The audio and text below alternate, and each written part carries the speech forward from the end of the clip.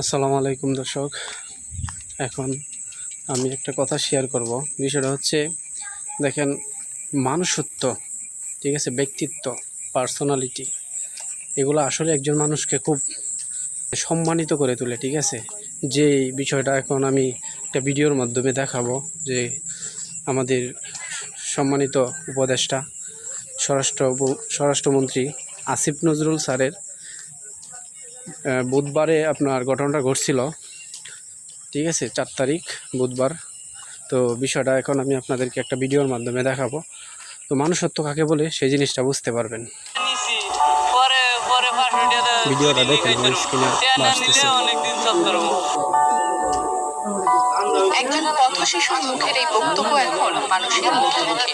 স্বরাষ্ট্র উপদেষ্টা জাহাঙ্গীর আলম চৌধুরীর শত চেষ্টা সত্ত্বেও রামিন নামের এই শিশুর হাতে 500 টাকার নোট তিনি তুলে দিতে পারেননি। উপদেষ্টাকে রাস্তায় পেয়ে সালাম করে দোয়া চেয়েছিল রামিন। বাঙালির রীতি অনুযায়ী তাকে সালামি হিসেবে 500 টাকা দিতে চেয়েছিলেন তিনি, তবে কোনোভাবেই তার হাতে টাকাটা দেওয়া যায়নি।